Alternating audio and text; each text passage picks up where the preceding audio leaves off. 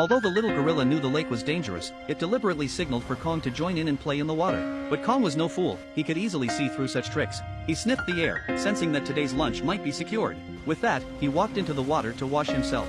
Not wanting to have his plan exposed, the little gorilla tried to act nonchalant and pretended to drink from the water. Suddenly, ripples appeared on the surface, and Kong sensed something was wrong. Turning around, he saw a water dragon swiftly approaching, ready to strike. Taking advantage of the distraction as the two fought, the little gorilla quickly scampered toward the shore. Kong managed to slam the dragon down into the lake, but the creature quickly got back on its feet. With a flick of its tail, it dragged Kong into the water. This wasn't something Kong couldn't handle. The next second, he broke free from the dragon's grip and shot out of the water. Facing the dragon that had ensnared him, Kong finally unleashed his full power. The little gorilla thought it had finally escaped Kong's grasp, only to be taken by surprise when a giant battle axe came crashing down from above, sending it tumbling away. Kong then tossed the dragon's severed head at the little gorilla's feet. The little gorilla braced itself, expecting a beating, but Kong didn't strike.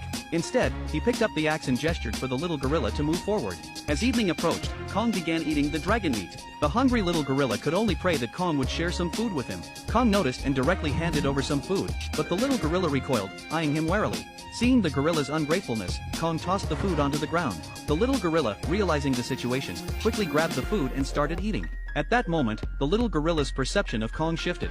Full and satisfied, the little gorilla led Kong onward. Along the way, they passed a bridge made from the bones of a giant beast. Despite Kong's towering height of 100 meters, he seemed tiny atop the skeletal structure. It was clear that if this beast were still alive, the destruction it could wreak on Earth would be unimaginable. Soon, they reached their destination. But what they saw shocked and angered Kong. His kin were being treated like slaves, and even the smallest mistake could result in their heads being severed for display.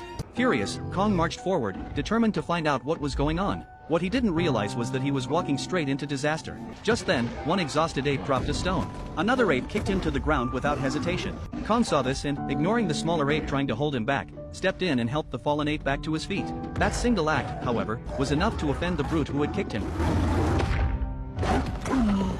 To make matters worse, Kong's move was seen as an open challenge to the ruler of this land. And right at that moment, a massive red-furred ape dropped from above.